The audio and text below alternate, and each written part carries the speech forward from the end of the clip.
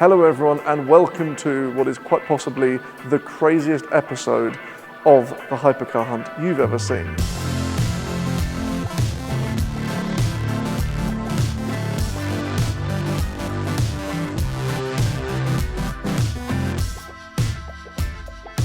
This particular Zonda started off in 2008 as a bog standard white Pagani Zonda Roadster. Now, if you can ever call a Zonda standard, but this car when it was new was €500,000. Now I know what you're thinking, well that's a lot of money.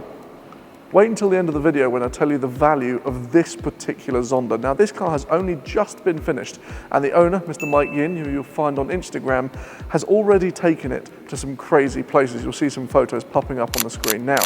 But let's do our typical review, have a little walk from the front to the back and talk about what makes this Zonda as special as it truly is. Starting at the front then, a fully bespoke to this car front clamshell with these really cool monopod front headlights with the DRLs, which are blindingly bright, and when this thing is coming along at night time you can see these things coming towards you and it is like an evil pair of eyes. But one thing that I find fascinating is on the standard 760 you'll see rivets everywhere all over the front end, but Mike specifically requested that this bonnet was to have no rivets and to make sure that everything was blended and smooth, thus resulting in what is frankly the most beautiful front end on I think any car I've ever seen.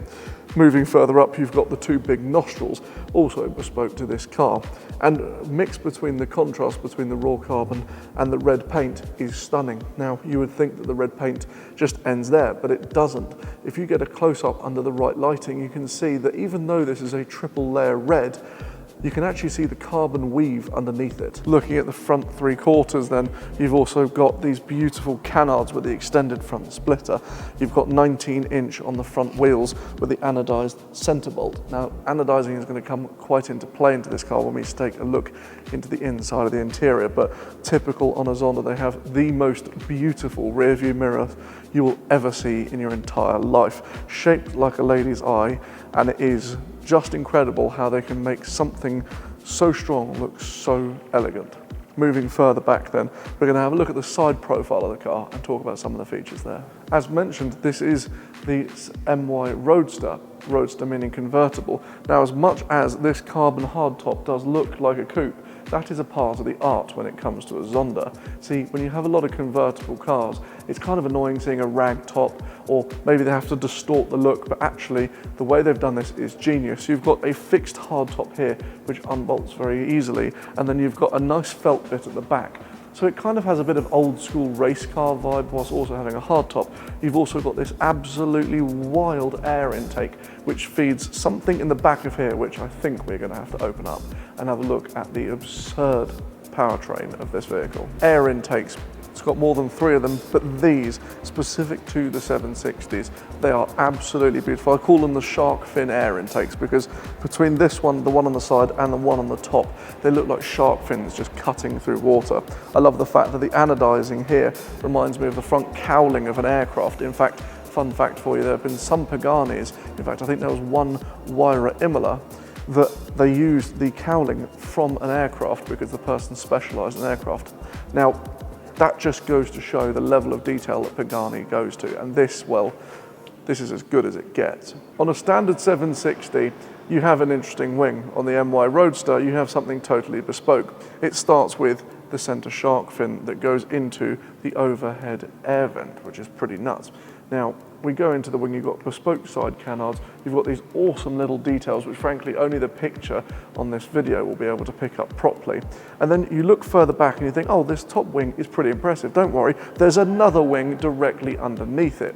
Because somehow, if you said to someone, oh, you're going to take a nice, sleek, elegant, Italian, beautiful supercar, stick a massive wing on it, you'd think, oh no. But actually, no, this really is just, for the first time in this whole series, in fact, for the first time in my YouTube career, I'm struggling for words. And it's not because I've got the owners looking at me right now smiling, it's genuinely because to be up close with something as bespoke as this, it's hard to put it into words. Now, it is a very special moment for me, being able to put my finger just in here, pop open the door on a Zonda, not just any Zonda, but possibly the most bespoke one out there, and take a seat in frankly an interior that belongs in the Palace of Versailles. This thing is a work of art. It is actually really, really hard to describe. So take a look around it. We're going to hop in and I'm going to try and convey to you in words how magnificent this thing is. Taking a seat inside the car and you are greeted by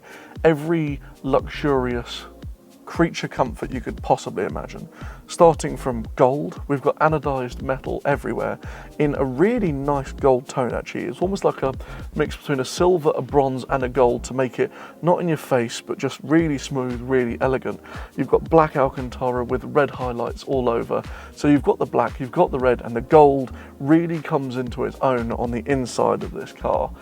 I mean, the only problem is it doesn't really fit in with the whole Hypercar Hunt series because the price is so out of whack. We're going to get to that in a minute. But who wouldn't want to spend a bit of time looking around this piece of artwork? Now, bespoke to this car then, you have the only Zonda in the world with a gated manual gearbox.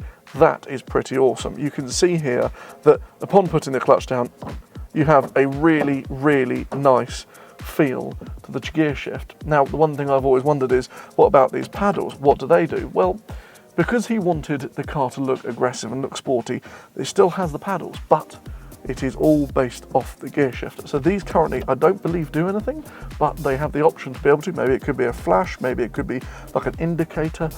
It's customizable, much like everything else on a Zonda. So usability then, we still have to cover our basis of usability, desirability, performance and value. So usability, how usable is it? Well, according to the owner, the Zonda is a very pleasant car to drive, but we've got to talk about storage. Now, there are so many clever things on this, but let's talk about the interior first. You've got a nice little glove compartment, you've got a little pocket either side, and you've even got some space, little pockets behind the seats. So interior wise, there's not a lot of space, but when we open the rear clam, there's something quite clever. So, to get to the ludicrous powertrain then, you have to do it in a very Pagani-esque style fashion. First of all, you have to unclasp the leather buckle. Now, obviously, that's not the thing holding it. You've got this red button that when you push it in, this clam opens up. Now, I've already done the other side. Just observe this because, oh my God, this is crazy.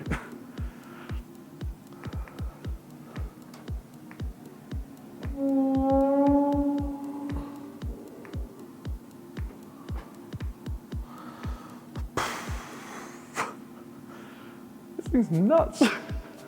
Behind your head then is this. Frankly, if you took it out of the car and hung it on a piece of a wall, it would look like a piece of art. It's beautiful. It's a 7.3 litre naturally aspirated V12, derived from an AMG engine. And what's interesting is the F in the Zonda F stands for Fangio, not because he was just a famous racing driver, because he was a friend of the Paganis.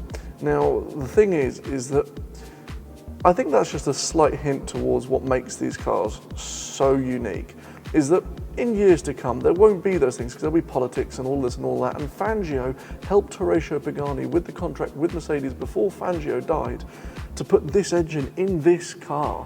Now, the more you spend talking about these cars and walking around them and trying to understand them, luckily I've got just next door the owner looking at the car with me. He's informing me of these interesting facts, and it does go to show why this is a piece of art more than a piece of a car or just a thing to get you from A to B. And I really hope that this video conveys it, because I know this isn't a normal, Hypercar Hunt video, but this is the first time I've properly spent time looking around a Zonda. I mean, wild. But anyway, focusing on the engine then, 760 brake horsepower, upgraded from the standard engine, absolutely wild. Talking about storage then, now we're going to start our way at the back here. Interestingly, there isn't much storage on the inside of the car, but when you open the rear clam, you've got these, one on each side. Now, if I open this little leather buckle up, undo the strap here, inside, what you find is the solution to every Hypercar owner's problem. You have a storage unit. Now, not just any storage unit, a beautifully Alcantara lined with matching red stitching storage unit. Now, that is enough space to be able to put maybe, a few days worth of clothes in for each side. It is a really, really cool alternative to having a glove locker and lots of space, because obviously in the front clam of this, there is none. It's open, you can see straight through it. So yeah, storage-wise, there's actually not a bad amount considering there is no front end to the car. Now, as this is a last-minute shoot, we've got to rattle through some stuff pretty quickly. Performance then. Well, performance, the owner has tried and tested, Mike has tried and tested over 350 kilometers an hour. Wild, absolutely mental. The torque, 850 Newton meters, and the power, 760 brake horsepower.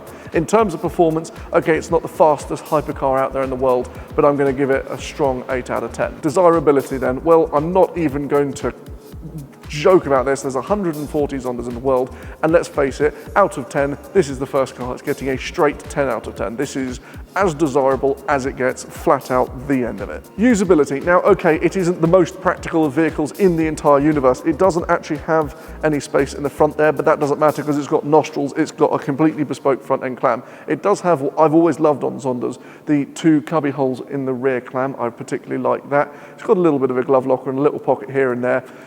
Listen, if you can afford a Zonda, the chances are you can afford a couple of G-classes driving behind you with your luggage. So frankly, I'm going to say the storage for this car and the usability of it,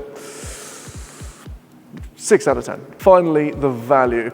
Mike has very kindly stepped in and talked to us about the value, but I've got to give it a rating somehow. I'm going to have to give it a 10 again because, yes, okay, it doesn't fit in our price bracket of £3 million from the Regera, but the fact is that I guarantee that we will look back on this video and you will look back on this video in 5 years' time going, I wish I offered Mike 25 million for it. So yeah, that's that. As always, thank you so much for watching another episode of the Hypercar Hunt.